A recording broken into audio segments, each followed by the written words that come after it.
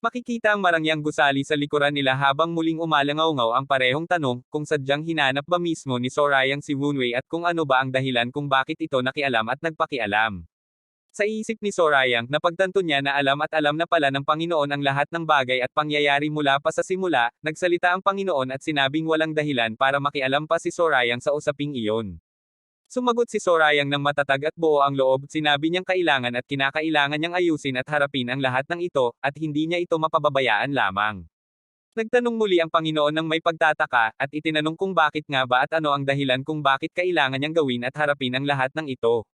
Sumagot si Sorayang ng tapat at payak, sinabi niyang walang tiyak na dahilan at layunin, kundi dahil lamang sa pakiramdam at damdamin na kailangan niyang gawin ito, idinagdag pa niya na sa totoo lang, tinutupad lamang niya ang kanyang likas na ugali at damdamin na nagtutulak sa kanya na kumilos at tumugon. Nagsalita ang Panginoon ng demonyo at sinabing nagustuhan niya ang sagot at sinabi ni Sorayang. Idinagdag pa niya na kung binigyan lang sana siya ng mga dahilan-dahilan at palusot, ay siguradong bigo at malungkot siya, nanlalaki ang mga mata ni Sorayang sa gulat, hindi inaasahan ang ganoong reaksyon mula sa makapangyarihang pinuno. Nagtanong si Sorayang kung maaari ba siyang magtanong din, ngunit naunahan siya ng Panginoon na nagtanong kung paano niya nalaman ang lahat, itinuwid ito ni Sorayang at sinabing iba ang nais niyang malaman, nais niyang maintindihan kung bakit hinayaan at pinayagan siya nitong kumilos kahit alam na nito ang bawat galaw at balak niya. Bago sumagot, ipinaalala muna ng Panginoon ang isang malungkot na pangyayari, may isang kasapi ng samahan ng demonyo na namatay at pinarusahan dahil sa krimeng hindi naman talaga niya ginawa, at hanggang sa huling hininga at sandali ng buhay nito, nagdasal at humiling ito para sa kapakanan ng Panginoon. Muling nagtanong ang Panginoon puno ng lalim at kahulugan kung bakit hindi siya nakialam at humadlang, gayong alam na alam niya kung sino talaga ang tunay na may sala at gumawa ng krimen, tumugon lamang si Sorayang ng isang simpleng oo, na naiintindihan niya ang tanong at bigat nito. Nagpatuloy ang Panginoon at sinabing ang sagot at paliwanag ay nasa sinabi at inamin mismo ni Sorayang kanina pa. Naalala ni Sorayang ang sarili niyang sinabi, na wala naman siyang tiyak na dahilan, kundi tinutupad lamang ang kanyang likas na damdamin at ugali, nagtanong siya ng may pag-aalinlangan kung ano ba ang ibig sabihin nito, at sumagot naman ang Panginoon na nagtataka kung hindi ba niya nagustuhan at hindi ba sapat ang ganoong dahilan. Mariing sinabi ng Panginoon na hindi mahalaga ang anuman, hindi niya kailangan at hindi siya humihingi ng pagkilala at pagpapatunay mula sa sinuman. Ipinaliwanag pa niya na ganoon din at pareho ang sitwasyon at damdamin ng namatay na kasapi ng samahan ng demonyo, walang ibang layunin, walang hinihintay na kapalit, kundi ginawa lamang ang nararapat at naramdaman niyang dapat gawin. Huling binuhay ng Panginoon ang alaala hanggang sa huling sandali ay nagdasal ang lalaki para sa kanya, at nagtanong kung akala ba nito ay may inaasahan siyang kapalit at gantimpala, nagtanong pa siya kung umaasa ba itong lilinisin niya ang pangalan nito at bibigyan ng kapayapaan sa kabilang buhay. Mariing sumagot ang Panginoon ng demonyo na hindi, ipinaliwanag niya na ang namatay na kasapi ay nag-iisip lamang para sa kanya, ang tanging hangarin nito ay maalala siya ng Diyos na kanyang pinaglingkuran sa buong buhay niya, idinagdag pa niya na wala itong ibang lihim na layunin at pakay, tapat at dalisay lamang ang kanyang kalooban. Sinabi pa niya na hindi dalisay ang katapatan at paglilingkod kung may inaasahang kapalit, ang namatay ay hindi man lang nabahala at nagalit kahit napagbintangan at naparusahan ng mali, dahil sa dalisay na kanyang debosyon, ang kanyang isip ay nakatuon lamang at nakalaan para sa Panginoon. Tinitigan siya ng Panginoon at sinabing kung magagalit o maghihiganti siya dahil sa nangyari sa lalaki, ay parang nilalabhan at sinisira lamang niya ang dalisay na pananampalataya at debosyon nito. Ibinunyag niya ang katotohanan, ito ang dahilan kung bakit siya itinuturing at iginagalang bilang isang Diyos. Napabulong si Sorayang ng salitang Diyos, habang puno ng pagkamangha at pagkaunawa, ipinaliwanag ng Panginoon na ang tunay na Diyos ay hindi nakikialam at nag-aayos ng mga maliliit at walang halagang bagay, sapat na lamang na alam at nauunawaan niya ang lahat.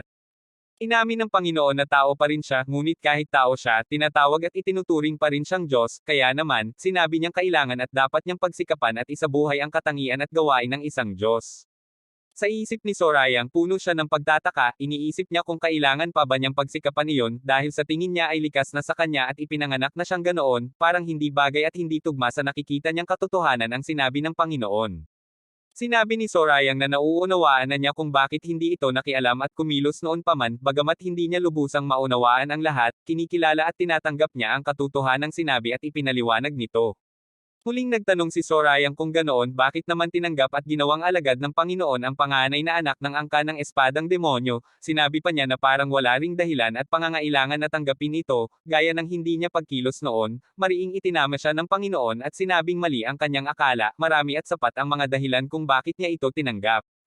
Inihayag ng Panginoon na ang binatang iyon ay isang mahalaga at kinakailangang bahagi para sa samahan at layunin nila. Nanlaki ang mga mata ni Sorayang sa gulat at pagtataka, at sa kanyang isip ay tinatanong kung ano ba talaga ang ibig sabihin at kahulugan ng sinabi nito. Ipinahayag ng Panginoon ng demonyo na ipapaliwanag niya ang lahat dahil kasama rin si Sorayang sa mga pangyayaring ito. Habang nagsasalita, itinaas niya ang kanyang kamay at lumabas mula rito ang maitim at mahiwagang enerhiya na lumaganap sa paligid. Sa isang iglap, lumikha siya ng malakas na puwersa at gumalaw ang hangin, habang si Sorayang ay gulat na gulat at tumangala sa kanya. Maririnig ang malalakas at nakagigimbal na tunog na sumasabay sa bawat galaw ng enerhiya. Itinanong ng Panginoon kung nakikilala ba ni Sorayang ang mga kahon na lumitaw sa kanilang harapan, at idinagdag na tiyak na kilala niya ito dahil naroon din siya noong mga panahong iyon. Naisip agad ni Sorayang na ang mga ito ay ang mga gamit at sangkap na kinuha at inagaw ni Jung Ilyong mula sa kanila noong sila ay nagtatrabaho bilang pangkat ng mga tagahatid. Napagtanto ni Sorayang sa kanyang isipan na alam na pala ng Panginoon ang lahat mula pa sa simula, ang kanyang paglisan sa samahan at lahat ng kanyang ginawa at galaw. Ipinaliwanag ng Panginoon na ang mga damo at sangkap na ito ay hindi kinuha at ipinunla upang gawing gamot na nakapagpapagaling at nagbibigay ng himala. Ipinahayag niya ang tunay na layunin nito. Ang mga sangkap na ito ay nilikha at inilaan para sa paglipol, pagbihag, at ganap na pagpuksa ng mga kalaban. Sinabi ng Panginoon na gagamitin niya si Sorayang at gagawin itong pagsubok gamit ang mga sangkap na ito. Nanlaki ang mga mata ni Sorayang sa gulat at hindi makapaniwala sa kanyang narinig. Ipinaliwanag pa ng Panginoon ang kanyang mga layunin. Nais niyang subukan ang katatagan at lakas ng panloob na enerhiya ng binata, ang linaw at talas ng kanyang isipan, at hanggang saan aabot ang kanyang kasakiman. Pagkatapos ng pagsubok, ganap niyang aalisin at wawasakin ang pagkatao at pagiging tao nito. Idinagdag pa niya na kung mabaigo ang eksperimento, itatapon at ituturing na lamang itong walang halaga. Nagtanong si Sorayang kung tinanggap at ginawa ba niyang alagad ang lalaki mula pa sa simula para lamang sa ganitong uri ng layunin at pagsubok. Sumagot ang Panginoon na ito ay mismong hiling at kagustuhan ng pinuno at ninuno ng angkan ng espadang demonyo. Sinabi pa niya na kung hindi lang sana ito hiniling at ipinakiusap ni Wunwei, ay siya na mismo ang gagamit at gagawing pagsubok ang sarili niya. Gayunpaman, idinagdag niya na hindi rin naman masamang ideya na gamitin ang isang taong marami at mabibigat na kasalanan bilang bagay na paglalaroan at pagsubukan. Muling nagtanong si Sorayang kung ano naman ang gagawin nito kapag natapos na at tapos na ang lahat ng pagsubok at eksperimento. Sagot naman ng Panginoon na magpapas siya at magdedesisyon na lamang siya sa panahong iyon, kapag naroon na sila sa huling bahagi ng lahat ng ito. Seryoso at malamig ang tinig ng Panginoon ng demonyo habang binibigkas ang isang talinghaga. Tila hindi na muling makakalangoy sa dagat ang isdang naluto na, at ganoon din ang kahihinatnan ng taong kanilang pinag-uusapan. Napaisip at nagulat si Sorayang, bagamat karapat-dapat ito ng parusa dahil sa kanyang mga ginawa. Nakakapangilabot at nakakadurog ng puso ang kanyang magiging wakas. Sa kanyang isip, ito ay labag sa kalooban ng tao at labis na kalupitan, ngunit may bahagi rin siyang naiintindihan at tinatanggap ang katwiran nito.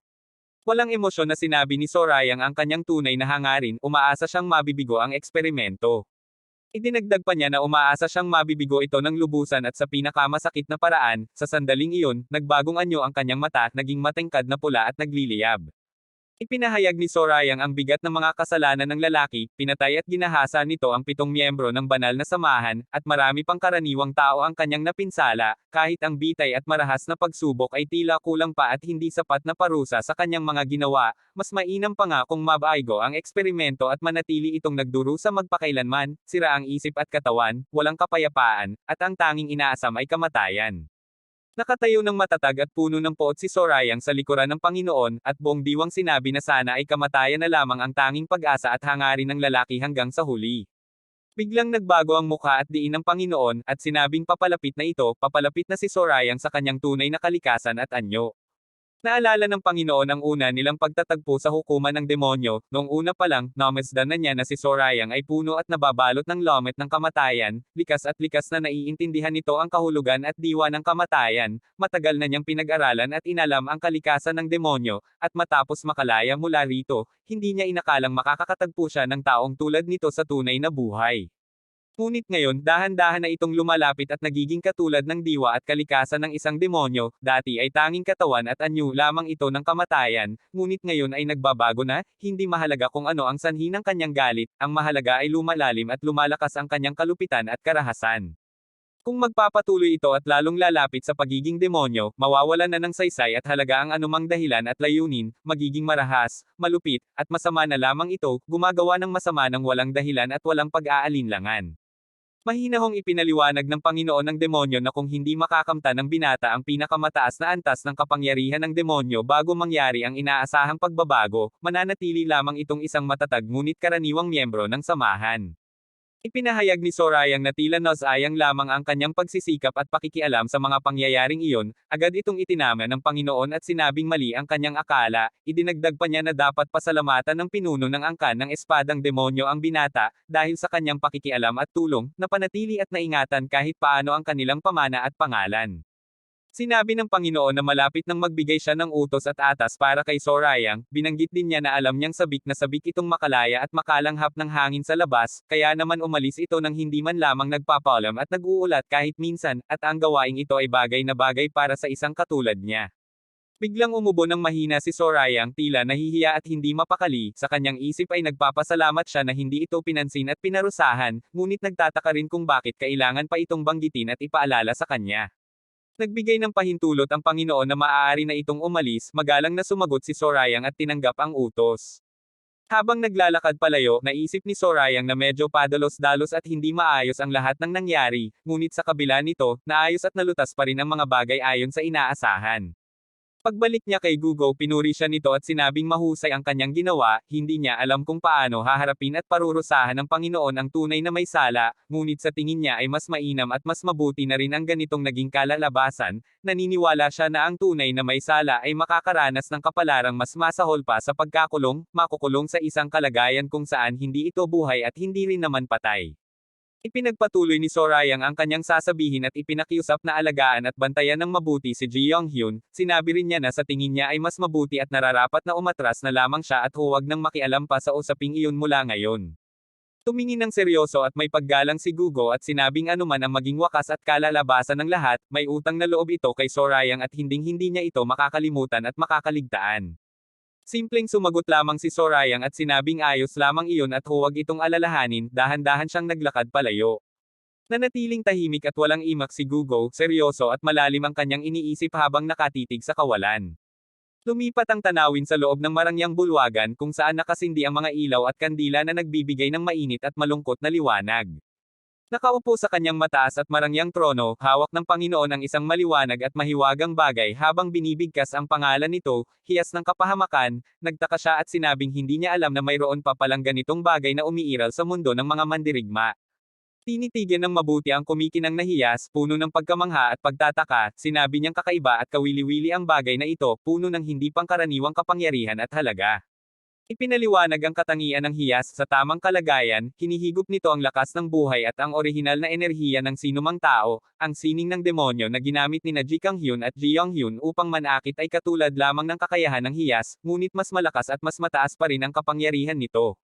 Binanggit din na nakamamatay ang masamang epekto nito, kaya walang sino man ang nang-ahas na pag-aralan at gamitin ito ng lubusan, ito ang dahilan kung bakit ipinagawa at ipinagamit na lamang ni Ji Kang-hyun ang sining na ito sa kanyang kapatid sa halip na siya mismo ang gumamit.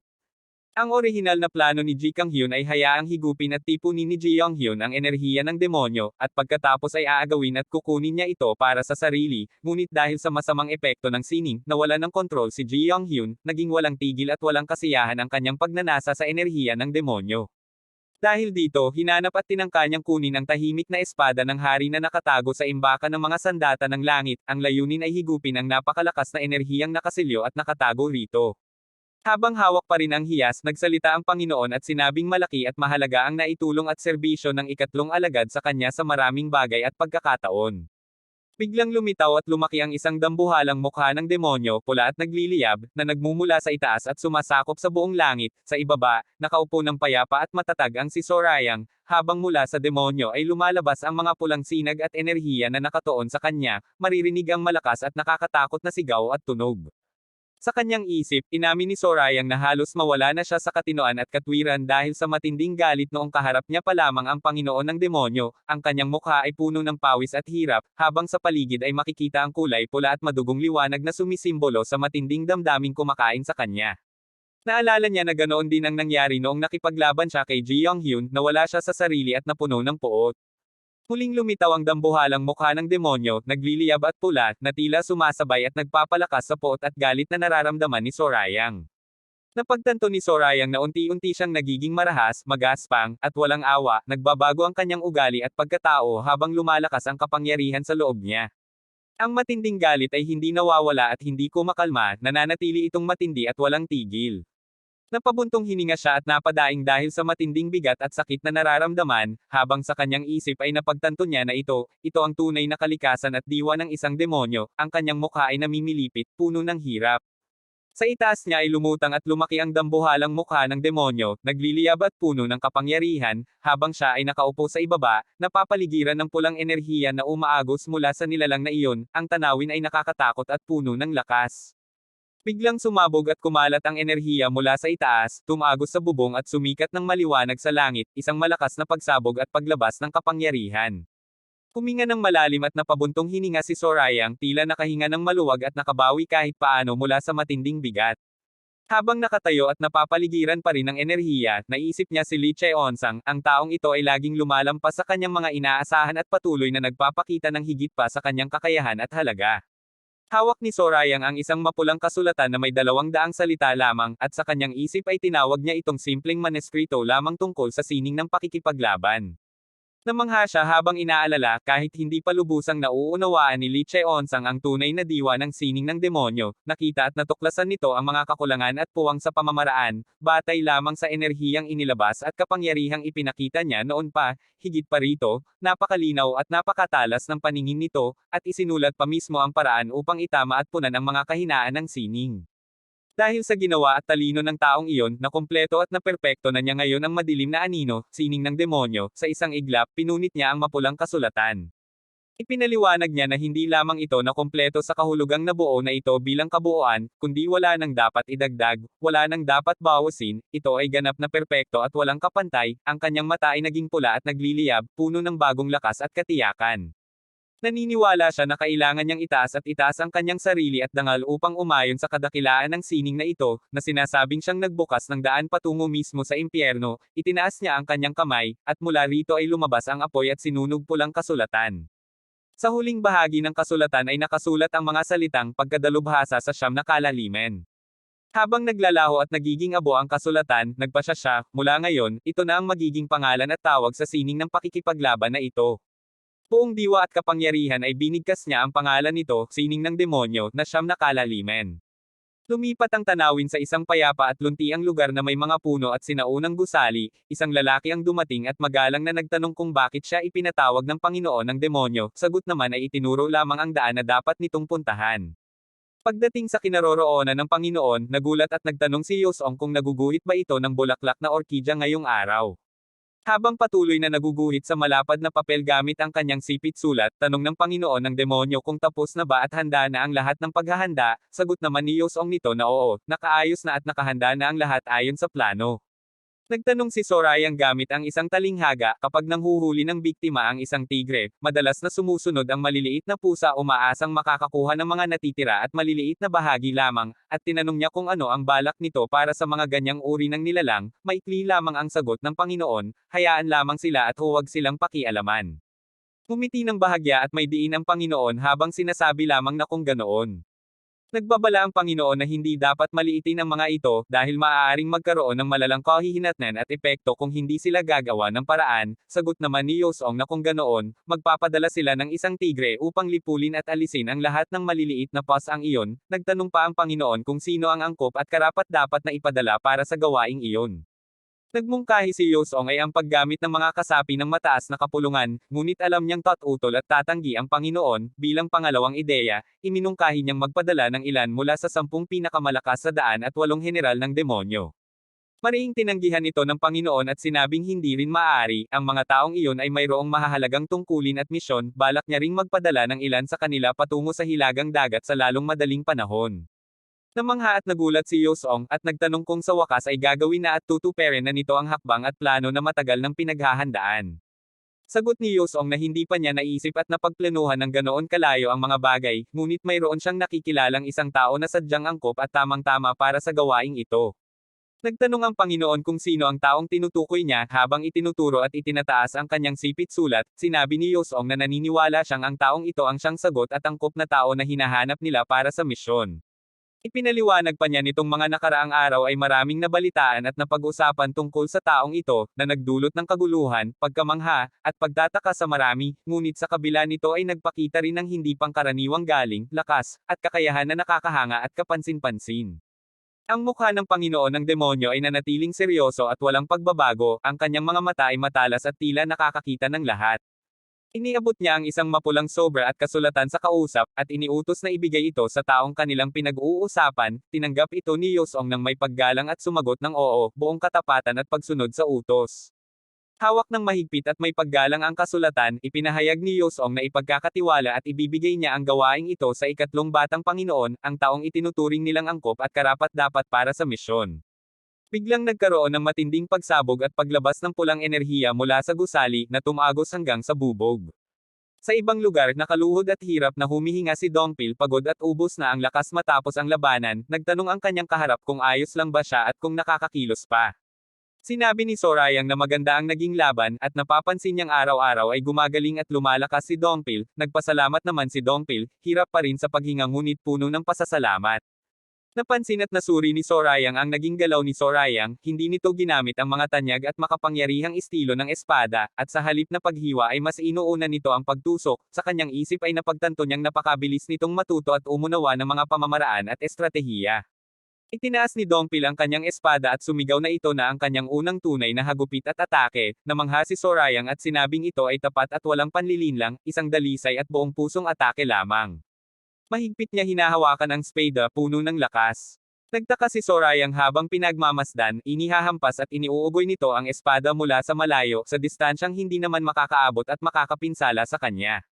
Sa buong lakas at may matinding sigaw, inihampas ni Dongpil ang kanyang espada. Ang lakas ng atake ay nagdulot ng pagkabasag ng sahig at pagkalat ng mga piraso ng bato sa paligid, habang ang hangin ay humihip ng malakas kasabay ng hampas. Habang patungo kay Sorayang ang atake habang gumagawa ng malawak na hagupit, napansin ni Sorayang na hindi nilagyan ni Dongpil ng espesyal na liwanag at enerhiya ang espada, at tila mabagal din ang galaw nito. Sa kanyang paningin ay tila simpleng atake lamang ito, walang lihim at dagdag na kapangyarihan. Biglang dumating ang atake at hindi agad nakapaghanda si Sorayang, napasinghap siya at halos hindi makapagsalita dahil sa gulat at bigat ng hampas. Napilitan siyang saluhin ito gamit ang sariling espada, at nagkaroon ng matinding pagsabog ng liwanag sa pagtatagpo ng dalawang sandata. Sa kanyang isip ay napaungol siya dahil sa bigat ng presyon na naramdaman mula sa espada ni Dongpil, tila di kayang tiisin ang bigat nito. Ang sahig sa ilalim niya ay lalong gumuho at lumubog dahil sa bigat at puwersang dala ng atake. Lalo siyang nagulat at namangha nang mapagtantong ang bigat na iyon ay katumbas ng 600 kilo, hindi inaasahan ang ganitong bigat mula sa tila simpleng hampas, at nanlaki ang kanyang mga mata sa gulat at pagtataka. Kahit hirap, nanindigan pa rin siya at nagpa siya na hindi sapat ang ganitong uri ng atake upang siya ay mapabagsak. Gamit ang sariling lakas at enerhiya, ibinalik niya ang puwersa at pinalakas ang sariling sandata, lumilikha ng malakas na alon ng hangin at liwanag sa paligid. Bigla siyang natigilan at muling nagulat nang makitang ibang galaw naman ang ginawa ni Dongpil, mas mabilis pa kaysa dati, at tila ibang estratehiya na naman ang gagamitin nito. Sa kanyang isip ay napagtanto niyang sa pagkakataong ito ay napakabilis ng galaw ni Dongpil, at nakatuon ito ng atake patungo sa kanyang solar plexus, ang mahinang bahagi ng katawan na kapag tinamaan ay magiging delikado. Mabilis ang pagbabaon ng espada ni Dongpil, puno ng berdeng liwanag at lakas. Nakita ni Dongpil na huli na upang gamitin ng kanyang Panginoon ang kanyang tanyag na sandata na talahiban ng dragon. Dahil hindi na magagamit ang naunang sandata, mabilis na nagpa siya si Sorayang na gamitin naman ang 7 gabing talam upang harangin at saluhin ang dumarating na atake. Nagbanggaan muli ang dalawang espada, lumilikha ng matinding liwanag at ingay. Nagkaroon ng matinding pagsabog at alon ng lakas matapos ang pagbanggaan ng dalawang espada. Ang paligid ay napuno ng usok, alikabok, at maliwanag na kumalat sa buong lugar, habang ang malalakas na tunog ay umaalingaw-ngaw. Biglang napasigaw si Dongpil sa matinding sakit na naramdaman, tumulo ang dugo mula sa kanyang bibig at tumalsik sa paligid, ang kanyang mukha ay namimilipit, at makikita ang mga bakas ng kuryente at enerhiya na tumatakbo sa kanyang katawan dulot ng puwersa ng pagtama. Napaluhod siya sa basag at nasirang sahig, hirap at umuubo ng madalas habang hawak ang sariling espada bilang panatag ng katawan. Sa harap niya ay nakatayo pa rin ng tuwid si Sorayang, na nakahanda pa rin at napapaligiran ng mahinang pulang liwanag mula sa kanyang sandata. Ipinaliwanag ni Sorayang na iyon ang kapalit at kahihinatnan ng pagtanggap ng buo at walang harang sa bigat at puwersa ng kanyang espada, pagkatapos ay sinabi niyang ay lalagyan niya ng enerhiya ng demonyo ang mahalagang bahagi ng katawan nito upang matulungan itong gumaling at lumakas muli, at hinintay lamang na maging handa ito. Habang tumutulo pa rin ang dugo mula sa labi, nagtanong si Sorayang kung paano at saan ito nakuha at nabuo ang ganitong uri ng estratehiya at pamamaraan. Sagot naman ni Dongpil ng may pag-aalinlangan at hirap, tila nahihirapang ipaliwanag ang kanyang ginawa at naiisip. Habang inilalagay ang pulang enerhiya sa katawan ni Dongpil, ipinaliwanag ni Dongpil na napagtanto niyang kahit gaano man kabilas at kalakas, hindi niya matatamaan at matatalo ang kalaban kung doon lamang siya aasa, kaya naman nagpasya siyang paunlarin at palakasin ang kung saan siya pinakamahusay, upang mas maging mabisa at matibay ang kanyang sining ng pakikipaglaban. Pinuri siya ni Sorayang at sinabing maganda at matalino ang kanyang naisip at ginawang hakbang, dagdag pa ni Dongpil na hindi niya inaakala na ang isang tila simpleng atake ay magkakaroon ng ganitong laki at bigat ng epekto at resulta. Nagpatuloy siya at sinabing sa kabutihang palad ay nakakuha siya ng palatandaan at ideya mula sa sariling sining at galaw ng binata. Nagtanong naman si Sorayang kung anong uri ng palatandaan at ideya ang tinutukoy niya. Sinabi ni Dongpil na mula sa 9 beses na matibay at mapaminsalang pamamaraan ng espada nito niya nakuha ang kaisipan at estratehiyang ginamit. Nanlaki ang mga mata ni Sorayang at gulat na gulat, hindi inaasahang nakuha at naunawaan nito ang malalim na lihim ng kanyang pinakamataas na antas ng sining. Ipinaliwanag pa niya ang takbo at anyo ng sining na iyon, matapos ang malakas na bagyo at hampas ng espada ay susunod ang apoy, at pagkatapos naman ay ang malamig at matalas na hangin, ito ang itinuturing na pinakamataas at ganap na antas ng sining ng pakikipaglaban. Ang tunay na nakakatakot sa hangin ng yelo at nyebe ay ang katotohanan bago ito gamitin, ginamit muna niya ang sining ng matinding liwanag at init, kaya naman sa pagtatagpo ng magkasalungat na puwersa, naging mas matindi at nakapanghihilakbot ang epekto nito. Napagtanto ni Sorayang na kaya naman pala niyang halinhinan ang mabibigat at matatag na hampas kasabay ng mabilis at matatalim na galaw, ngunit idinagdag ni Dongpil na sa kabila ng lahat ng iyon, labis pa rin ang bigat at lakas na dulot ni Sorayang, na siyang naging dahilan kung bakit siya muling napanghina at napaluhod. Bigla itong tinawag ni Sorayang ng pangit na pangalan, dahilan upang mamangha at mag-uulat si Dongpil, nanlaki ang kanyang mga mata at tumulo ang pawis sa kanyang noo, hindi inaasahan ang ganitong uri ng pananalita mula rito.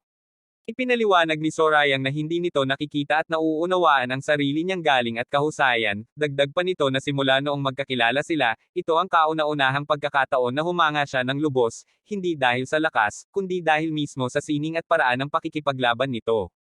Sinabi ni Sorayang na ang pagiging malikhain at matalas na pag-iisip ay kasing halaga rin ng matigang pagsasanay at pagsisikap, idinugtong pa niya na ang ganitong uri ng paglikha at kaisipan ay nagmumula sa pagkilala sa sarili, at magagamit lamang ito ng tama at mabisa kung lubos mong nauunawaan ang iyong sariling kakayahan at limitasyon.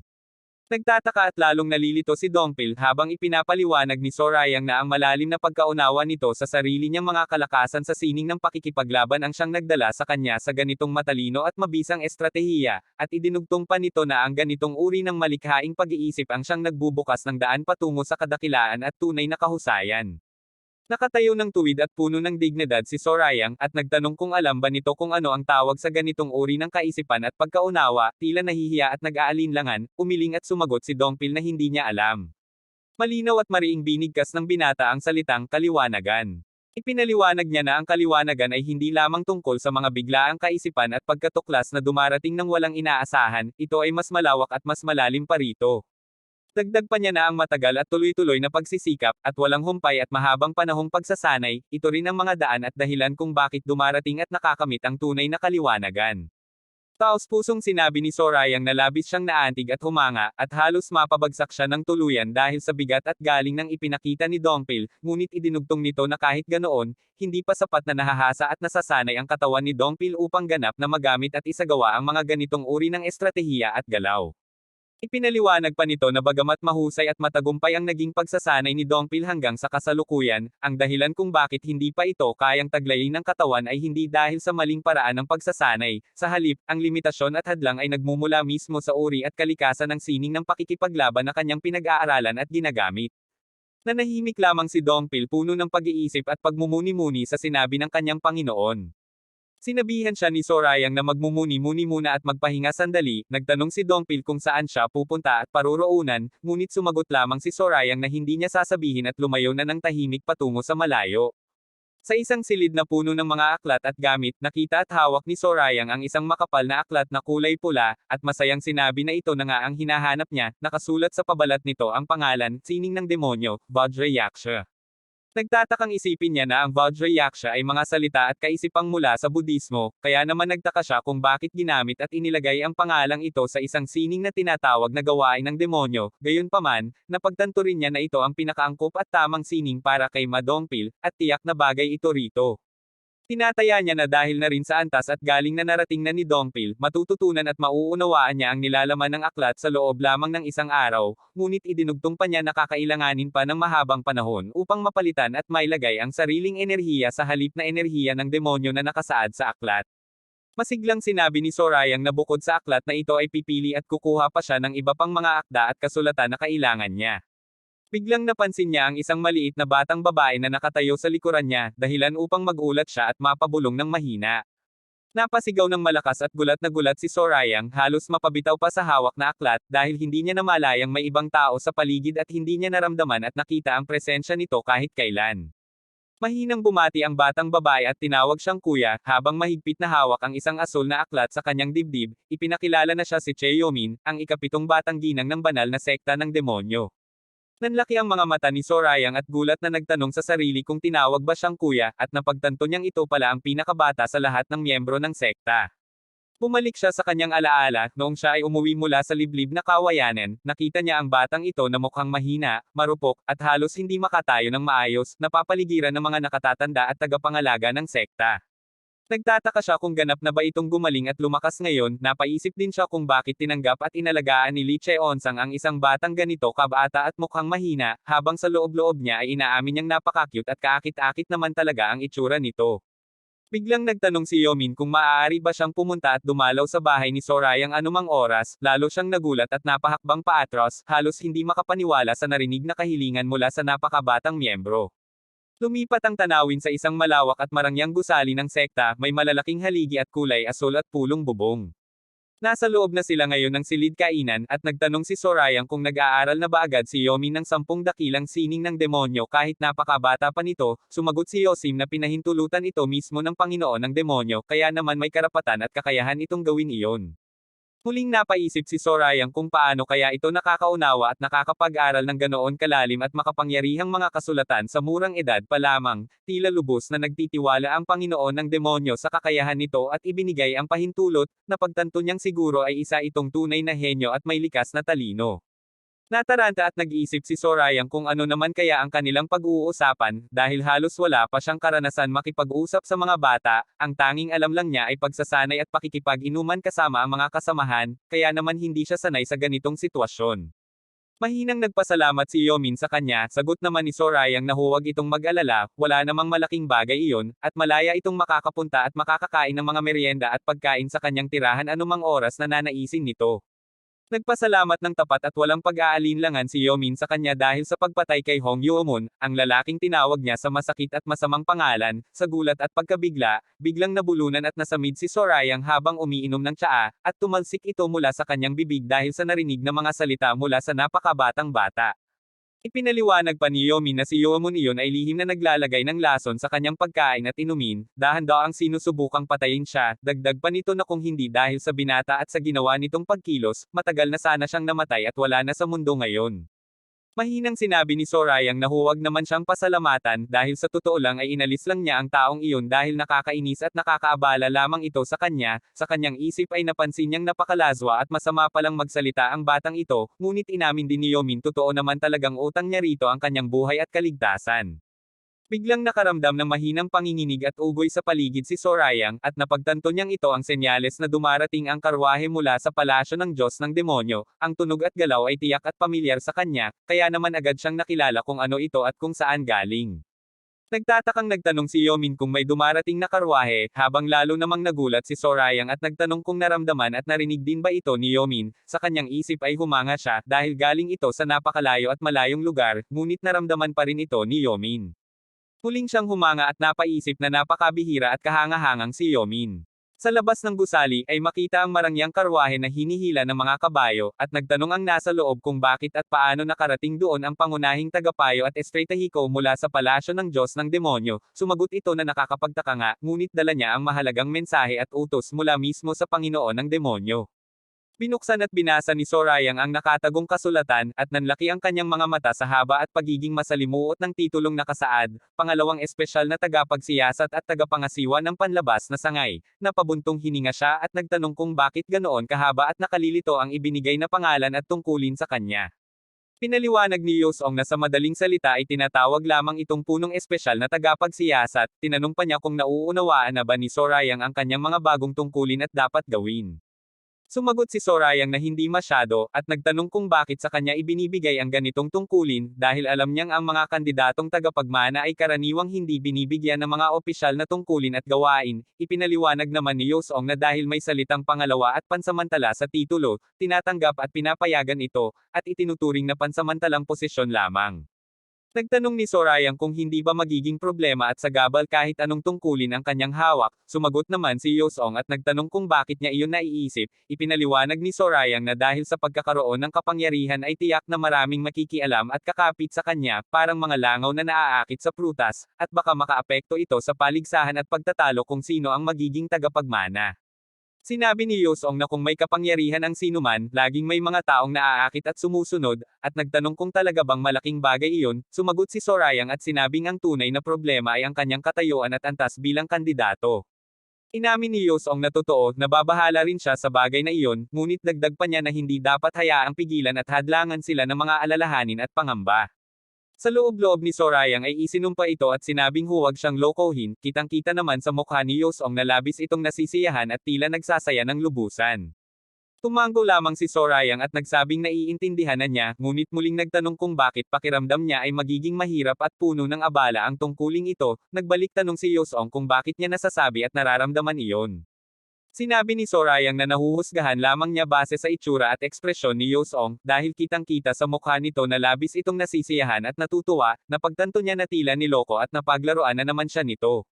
Sa kanyang isip ay humanga si Yosong sa napakabilis nitong umunawa at makahalata, kahit wala itong sapat na karanasan sa mga lihim na galaw at pakikipag-ugnayan sa loob ng samahan. Paano kaya ito naging napakatalino at matalas ang isip? Posible bang ito ay bahagi at pagpapalawak lamang ng kanyang likas na kakayahang mabuhay at makaligtas? Nagpatuloy si Yosong at sinabing ito ay utos mismo mula sa Panginoon ng demonyo. Idinugtong pa niya na kailangan ng umalis at lumakad si Sorayang sa loob lamang ng 2 araw, kaya dapat itong maghanda agad. Sinabi niya makakatanggap agad ang binata ng utos mula sa kanya. Dagdag pa niya na noong umalis ito sa sekta noon, labis itong naghahangad na makalanghap ng hangin sa labas at umalis nang walang iniulat na anuman, at ang tungkuling ito ay sadyang bagay at akma para sa katulad niya. Gulat na gulat si Sorayang at nagtanong kung siya ba ay naghahangad na makalabas at makalanghap ng hangin sa labas. Hindi niya maaari ang sinabi at muling nagtanong ng may pagtataka at pagkalito. Nagtanong ng may matinding pagkabigla si Sorayang kung ang ibig bang sabihin nito ay kailangan niyang tuluyang umalis at lumayo sa samahan. Sumagot si Yosong at ipinaliwanag na gaya ng sinabi na niya, ito ay isang tungkuling panlabas, ibig sabihin, lahat ng gawain at pananagutan ay gagawin at isasagawa sa labas mismo ng samahan. Sa kanyang isip ay napagtanto ni Sorayang na ang ibig lang palang sabihin nito ay pinahihintulutan siyang makalabas at makalaya. Iyon lang pala ang buong kahulugan nito. Labis siyang natuwa at nasiyahan, at kitang-kita sa kanyang mukha ang matinding kasiyahan at ginhawa na tila nabunutin ng tinek sa dibdib. Iniabot ni Yosong ang nakasulat na utos at ibinigay ito sa kanya. Nagtanong pa ito kung hindi ba niya nais munang ipaliwanag ang nilalaman, kahit na nakasaad na naman lahat ng detalye doon. Mabilis na kinuha ni Sorayang ang utos at tinanong niya kung hindi ba lamang naman talaga ang kanyang gawain ay magmasid, magbantay, alisin ang mga gumagawa ng masama, at parangalan at kilalanin naman ang mga nagtutuwid at gumagawa ng tama. Humanga si Yosong at sinabing mas maayos pa pala itong nakabuod kaysa sa sarili niyang pagpapaliwanag. Nagpaalam si Yosong at sinabing sana ay makapagtsaapa sila ng mas mahaba at mas masinsinan, ngunit dahil sa dami ng gawain ay kailangan na niyang umalis. Masiglang sumagot si Sorayang at sinabing sige, kung ganoon ay umalis na ito agad at huwag nang magtagal pa. Isinigaw ng mga tauhan na aalis na ang estratehiko at utusan nilang dalhin agad ang karwahe. Habang papalayo, lumingon pa ito at nagpaalam, sinabing baka hindi na siya makapagpaalam ng maayos nang muling magkita, kaya nagbilin itong mag-ingat at maging ligtas palagi. Masayang sumagot si Sorayang at sinabing huwag itong mag-alala. Naiwan mag-isa si Sorayang, at biglang lumitaw si Goldie sa kanyang balikat tinignan siya into habang si Sorayang ay parang maiiyak na sa saya. Biglang siyang niyomi na naiwan din doon, napalingon si Sorayang at nagulat, hindi inaasahang naroon pa rin ito, tinawag niya ito sa pangalan at nagtanong kung bakit at kailan pa ito naroon, dahil akala niya ay umalis na rin ito kasama ng iba. Nagtanong si Yomin kung may masama bang nangyari, nasaktan ba ito, o may nararamdamang sakit, malakas at masiglang tumawa naman si Sorayang at sumagot na kahit kailan ay hindi siya magkakasakit at magiging mahina, at walang anumang makakapagpasakit sa kanya. Sa labis na tuwa at kasiyahan, masayang inikot at inikot ni Sorayang si Yomin habang hawak ang mga kamay nito, sabay sigaw na sa wakas ay malaya na siya at makakalabas na. Habang nasa loob ng kanyang karwahe, nag-iisip si Yosong at nagtataka kung paano hahawakan at pakikitunguhan ng ikatlong batang Panginoon ang mga itinuturing na biktima at kalaban. Sa kanyang isip ay idinugtong niya na ang mga taong ito ay hindi madaling susuko at magpapasakop lamang sa tadhana at kapalaran, matatag sila at lalaban hanggang sa huli. Ang balangkas at kaayusan ng samahan kamakailan lamang ay nag-ulo at nawala ng timbang ang kapangyarihan sa pagitan ng banal na sekta at ng 7 pamilya. Sa loob ng mahabang panahon, ang mga pamilyang ito ang nagsilbing mga kamay at paa ng sekta, ngunit ngayon ay may mga nagsisimula ng tumutol at humindi sa kanilang pamumuno, makikita ito sa kilos at galaw ng pamilyang Joksa at Jeojeong noong pagdiriwang ng Mara. Idinagdag pa na ang dalawang pamilyang ito ay nag-alay at nagpadala ng kanilang mga anak upang maging mga alagad ng Panginoon ng demonyo. Ang tunay nilang layunin ay alisin at sirain ang kinatatakutan nila, ang Panginoon ng demonyo, gaya ng taong natatakot sa multo na umuupa ng tagapagtaboy ng masama, sinusubukan din nilang hikayatin ang iba pa upang sumali sa kanilang layunin. Habang binabasa ang nakasulat na ulat, sinabi niya na dalawa sa mga pamilya, ang pamilya ng espada ng demonyo at ang pamilya ng kayamanang ginto, ay nananatiling tapat at walang bahid ng kasalanan. Ang kanyang mukha ay nagbago at naging mas matalim habang sinasabi na ngayon na ang tamang panahon upang hulihin at parusahan ang mga may sala at gumagawa ng gulo. Matapos ang mahabang pagtitiis, napansin nila ang nakatagong ngiti at pagnanais na pumatay na nakatago sa likod ng katahimikan, napagtanto nilang ang ikatlong batang Panginoon ang pinakaangkop at perpektong tao upang gampanan ang tungkuling alisin ang banta at panganib na ito. Bumalik ang tanawin sa labas kung saan masayang masaya si Sorayang habang inikot ng mabilis si Yomin at sumisigaw na napakasarap ng kanyang pakiramdam, habang si Yomin ay sumisigaw dahil sa pagkahilo at bilis ng paggalaw. Dumating si Anghua at nagpaalala kay Sorayang na dapat sana ay mas magalang at mahinahon siya sa pakikitungo sa ikapitong batang ginang, dahil halos maiyak na ito sa bilis at lakas ng kanyang pag-ikot. Hindi nagpatinag si Sorayang at lalo pang pinabilis ang pag-ikot, habang sumisigaw na umabot na ito sa pangatlong antas ng bilis, sa huli ay nadamay na rin ang ibang kasamahan na napahawak din at umikot kasama nila, habang si Goldie ay nakatingin lamang mula sa ibaba, puno ng pagkabigla at pagkalito. Sa kanyang isip, buong katotohanang sinabi ni Sorayang na sa pagkakataong ito ay talagang aalis na siya at iiwan na ang lugar na ito. Idinugtong pa niya na lalakad at aalis siya gamit ang sarili niyang mga paa at dala ang sarili niyang dangal at karangalan, sa sandaling iyon ay lalong bumilis ang pag-ikot, dahilan upang sumigaw si Anghua magreklamo na napakabilis na at halos hindi na niya makayanin. Tahimik lamang si Dongpil at walang sinasabi. Tumingin ng diretso at puno ng damdamin si Sorayang kina Anghua at Dongpil, at sinabing sa oras na siya ay umalis, hindi na sila muling magkikita pa kailanman, at sinabing niyang matagal na niyang inaasahan at alam na darating ang araw na ito. Sa kanyang isip ay nagtataka si Sorayang at nagtanong kung ano ang kakaibang damdaming bumabalot sa kanya, hindi niya maipaliwanag. Sa gitna nito ay narinig niya ang tinig ni Anghua na nagsasabing parang susuka na siya sa sobrang bilis at pagkahilo, bigla niyang inutusan na ibaling ito kay Dongpil, at narinig ang malakas na daing ng taong nadamay.